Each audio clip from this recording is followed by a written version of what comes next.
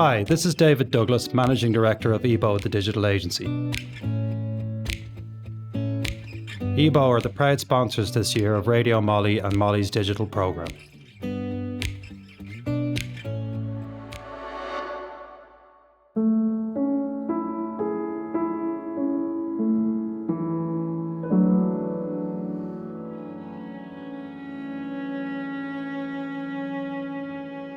You're listening to Writer Presents. This edition of Writer Presents was written and presented by Jan Carson. Across 3 episodes of this Writer Presents programme, Jan Carson looks at writing about and through the experience of dementia and speaks to 3 people with different perspectives on the subject. In this episode, Carson speaks with theatre maker and playwright Caoileann Curry-Thompson.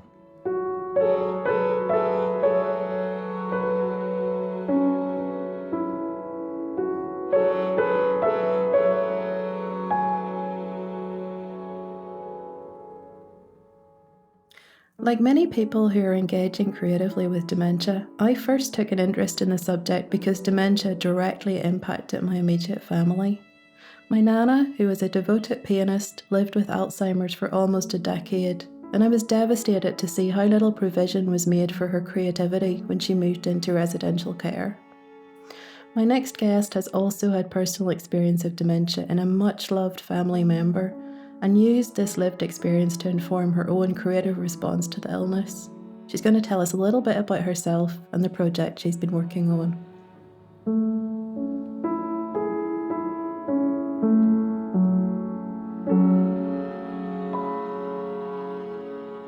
I'm Caoileann Curry-Thompson. I'm a theatre maker and playwright, and the reason I'm interested in this discussion is that I've written a play called Life from Time, which deals with my personal experience of a family member living with dementia. I'm wondering, Caoileann, how did you first become interested in dementia, and particularly the writing of dementia? Like your world is theatre, so how did those 2 things come together for you? I'm sure, like a lot of people who are exploring the world of dementia and works of fiction or various forms of creation, it's through personal experience, really. So my dad lived with dementia for over a decade, I suppose. I'm as is the effect of the disease, you lose all sense of time. So I couldn't even pinpoint it. We lost him in 2021, sadly, but it would have been a good decade he'd been living with it. His journey had been that he had a massive stroke in 2006.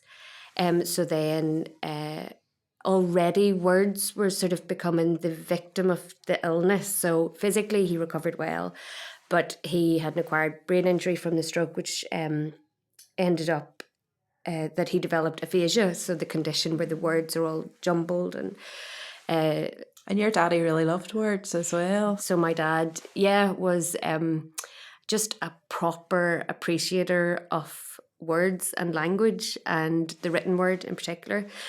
He was of a certain generation, so, grew up in 1950s, South Down, small village. Did all right at school, but didn't want to get too big for his boots, so went to teacher training college, ended up a primary school teacher and then a headmaster of a local school. And he was also in local politics, elected councillor, all of that. He was just fab. But he always had this itch that he knew what words meant and could do and the power they had. And I suppose he had this itch to just formally explore that and devote time to it. So in the midst of early career, married with 2 children, local politics, all the rest, he took himself off and did a part-time BA in English at the new UU up in Coleraine in the New English department. So because the focus was particularly on contemporary Irish poetry, which was his passion, and Jimmy Simmons, the poet, was his tutor. So getting back then to the aphasia and the dementia, it was just a particular cruelty and horror for him that it hit that bit of his cognition. It was the language bit. So I remember just as it started, he couldn't read anymore, which was a real devastation. But he really liked short form as well. He liked poetry and he liked short stories.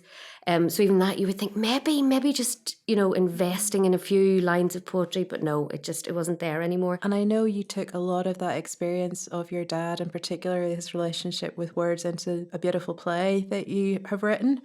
I wonder if you could tell us about that. And I also know there was a bit of research went into the play. So where did that come from, and what does it look like? Yeah. I suppose when you know somebody as intimately or as like from the bone as your parent, a much loved parent and someone who you admire a lot, there are certain things that you know about them but know in a different way to the way other people would know them. So he might have been known as quite a literary, interested in language sort of person, but I just knew his behaviour at home with words, that it was something more. It wasn't just liking to pick up the odd book. Like, it really guided his life, and you could see that these were the ways in which he understood the world, through the words and through the phrases and poems and stories and all of that had been passed down to him. So I think that was when I started to feel him slipping away from us slightly. At least that was a grounded thing that you could access on your own terms and somehow kind of reach across this void of the dementia as it was pulling him further away. There was this solid thing, which was the written word.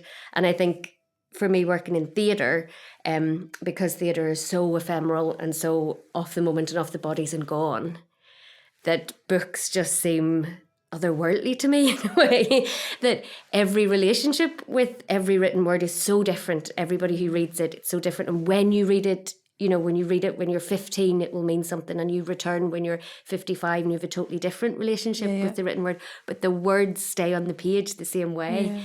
So that was something really tangible to kind of get a hold of and try to kind of find my way into Dad that way as well. And can you tell me, we've had a few examples recently of dementia being explored on stage, particularly on screen. I'm thinking of, something like Florian Zeller's The Father, which went from a beautiful stage play to a pretty good film adaptation. What are the challenges that you face and maybe also some of the kind of, we talked with Jane about artistic constraints as actually good things for artists to wrestle with, but when it comes to exploring dementia on stage, what were some of those constraints and things that you were pushing up against as an artist? Quite pointedly, actually, I haven't read The Father, the play script, or seen the film, or actually explored any other sort of overtly creative interpretations or responses to dementia. And I think that's because it was so personal. And I think in my journey, I could kind of mask it as an attempt to know Dad better and to do right by him, rather than taking on the whole mantle of dementia and like all the gnarly things that go with that. So I think I had a very clear focus, which was in his world and his relationship with words, which made it a lot easier.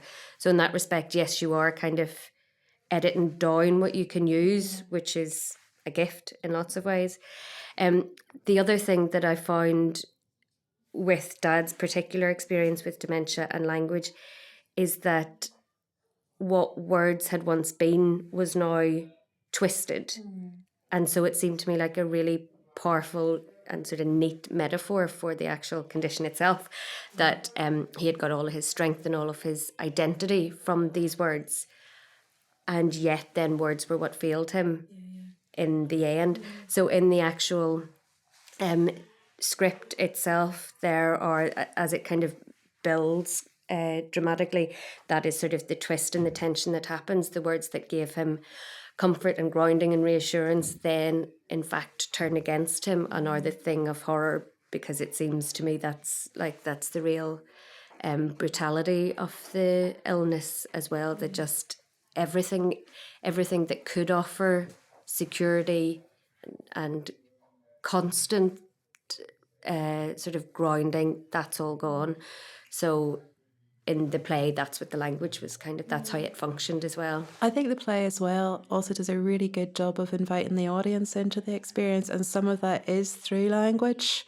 that, you know, the way you use language, not just the meaning of the words, but the way the words are conveyed on stage, you get some of that kind of empathetic experience of this is what it's like to live with a person who you love who has dementia, but also a little bit of what it's like to have dementia as well. Yeah, which is a massive thing to try and claim or to even, you know, attempt to achieve. And that's where kind of the ethics of it come in, because I can interpret my dad's understanding of language and his experience of the disease and, you know, extrapolate that to other situations and other people's experience.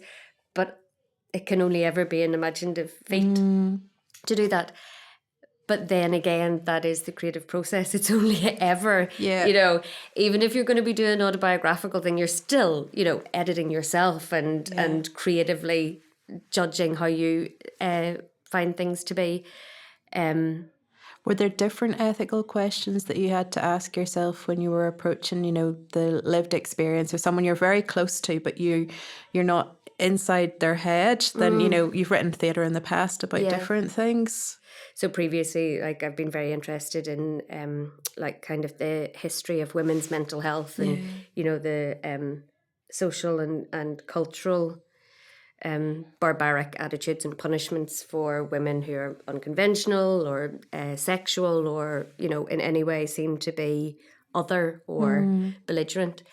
And I think it's much the same then. You can apply the same sort of tests with dementia. I was lucky that I was borrowing or learning from Dad's experience, and knowing his personality, he would have just loved it. So I was able to say to him, Dad, I'm writing, is this okay? And he was just, you know, he was delighted. He was, you know, cock of the north with that. So that was fine. And then I approached Mum just to make sure it was okay with her as his carer. But I think that sort of security that he would be okay with it was helpful. I did have to sort of alert Mum to certain things. Like, my dad ended up doubly incontinent and really through other, like, in his appearance, he'd drop food on himself and not care.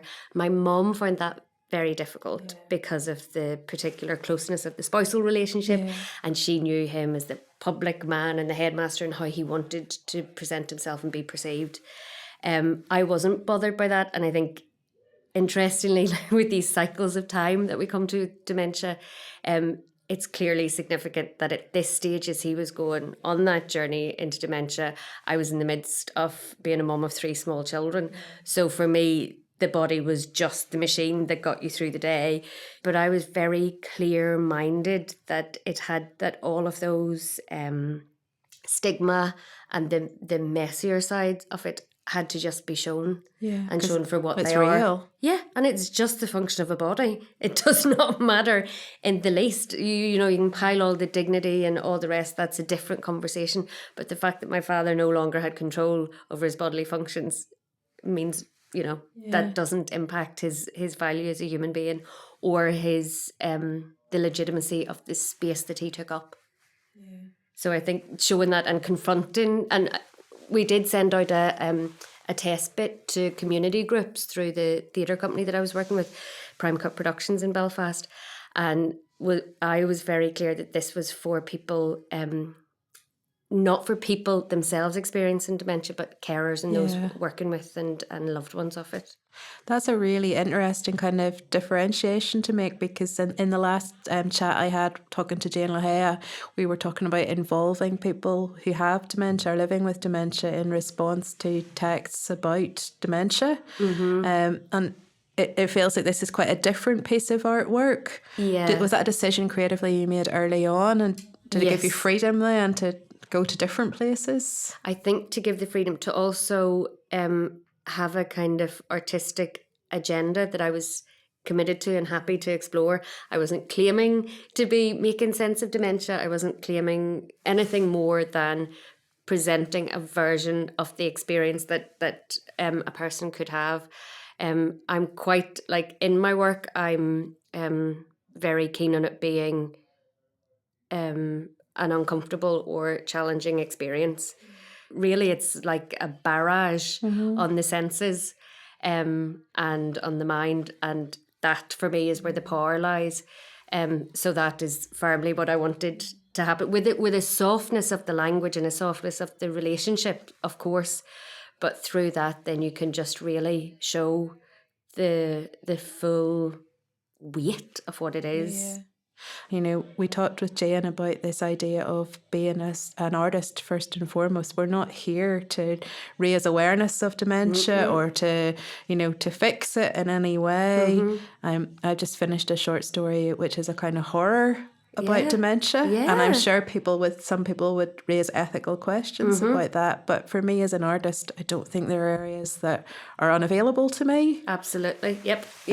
So I'm fascinated by that. Like, do artists approach this topic slightly different from maybe an academic would? I'm sure they do. I think it's because the artistic and creative world doesn't just have rational thought and argument and discourse. It's got the full toolkit of emotional, psychological, spiritual manipulation as well. And that's the other truth that can be explored and the other means by which a topic can be tackled. And it's really, like, I find it very, very important, particularly coming from the theatre, to constantly remind myself of the value in what the theatre is and what the arts offer, because our culture, particularly culture on this island, I would argue, as well as in this sort of time, is so skewed towards what is permanent and patriarchal and quantifiable. And for instance, in the theatre, the ephemeral, the embodied, the kind of that transactional sitting together and being moved by something communally as well, interestingly, that is devalued because you can't hold on to it, you can't grasp it in the same way. You can write down your intellectual and academic thesis, and that's great, and that will stay forever in the library and can be referred to back and forth, of course. But the moment in the theatre that is shared collectively between audience members and those who make the work, that can't be captured.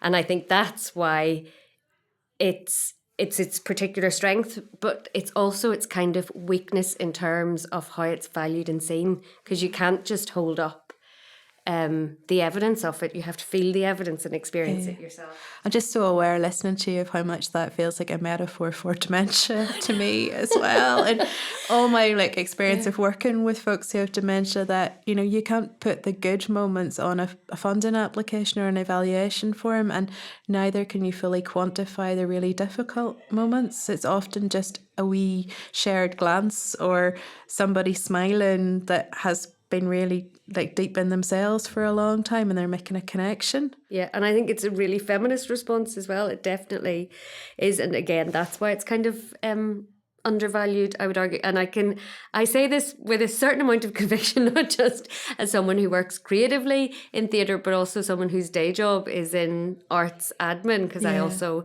am the drama and dance officer with the Arts Council of Northern Ireland. So my day job is interpreting people's applications. And constantly having to wrestle with this sense that it's the best mechanism there is at the minute for what we're doing, but it's also not nearly enough. No. I wonder just if you could talk a little bit about the importance of dementia narratives being explored in places like the theatre. We've talked a bit about how they're explored in books today on screen. Why is it important that narrative isn't forgotten about and hidden, kind of? I think it's the same reason as any human lived experiences. It's because it's what people go through. It's in the world and it's shaping people's emotional lives and their experience. Not just the person who's themselves affected by the dementia, but the ripples out then to their families. I mean, my mom, as Dad's primary carer, was deeply, deeply impacted in her own sense of self and her identity. And to just constantly challenge the kind of perception of what people go through. You know, I'm also very interested in, you know, your full range of neurodivergence and difference because of my own family and having neurodivergent children and coming, the 5 of us together, my partner and the 3 kids and me, make up a lovely jumble of neurodifference. And I know before there would have been kind of shame and embarrassment and awkwardness about being a little bit different or a little bit other or not fitting in quite the right way. But I think especially through Dad's experience with dementia, you just see the joy of exploding all those kind of social norms and the idea, like Dad became so indiscreet. It was beautiful because he had been so kind of well behaved, and it just gave you an insight into his inner life, his inner landscape. But because the cycles of times just started overlapping with him, and I was moving forward, in my life, and he was facing forward, moving backwards through his memories, we kind of overlapped, and I got to, as a young woman with my own responsibilities, got to meet a version of my dad as a teenager, which is magical. And I remember having those experiences and thinking, I have to hold on to this and honour this somehow, because we know how horrible this journey is going to be. We know the end point. We know it's going to be grim. So for those small moments where there's going to be remarkable joy and insight and beauty and love, like that you have to kind of grab with both hands. I've recently read a lot of Kathy Rensenbrink's work on how you write about difficult personal experiences, complex personal experiences, without traumatizing yourself again. And I wonder if you have any thoughts on that, like when you go somewhere with your art that takes you back to a time and a place that was challenging. I think I was lucky in that I was doing it while we still had Dad with us, and it was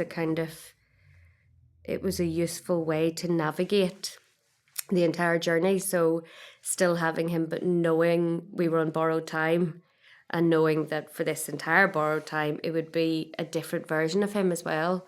And that would always be changing and moving unpredictably around. So I think I was very mindful of that, and mindful that it was a big risk, especially, I'm extremely lucky. I didn't have very complicated feelings about my dad. I just loved him and admired him and liked him, which is a remarkable thing to be able to say about a parent.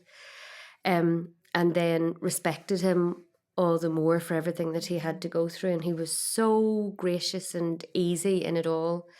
And I think what made his journey that much easier for him is that he trusted me and my mum so much in his care. So I think I was very lucky in my experience and had to remind myself of that all the time, but also just keep on checking in to realise it's big what you're doing. It is really, really, really big. And reading back over the script now, it definitely is from that time when we were inside the dementia journey, and I wonder if I explore it again now that we are no longer with Dad. There will be some people listening to this, myself included, who are hoping to use some personal experiences that we've had to write about either dementia or other complicated personal experiences we've had. Is there advice that you would give to somebody who's going to go to that place of using their own lived experience to create art from?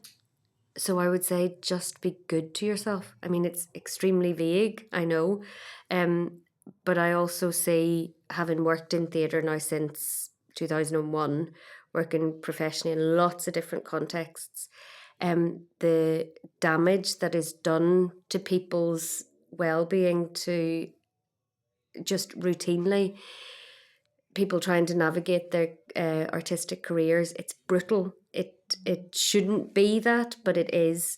I can speak more about theatre because that's my primary experience, but I think anything that we can do to just help people take care of themselves and be compassionate and kind to yourself first and foremost, and be okay with looking at why you were doing the thing you were doing and accepting that is valid and good and taking it from there. I know that's very vague, but I think it's also the most important thing that any of us can do, actually. I think that why question is a big question. Like, why do you want to write about this thing? Yes. Because often when you write about complicated experiences you've had in the past, it doesn't heal, it isn't cathartic, it No. raises more questions than answers. Yeah, but also being okay with why you're doing it. You're not doing it to change the world radically or solve the problem, as you were saying, solve everything that there is to do with dementia. No, you were doing it for your own particular set of reasons, and that is good. That is good enough. So believe in that. I think that's a lovely place to end. What a great conversation. Thank you so much for coming in today, Caoileann. Not at all. Lovely to see you.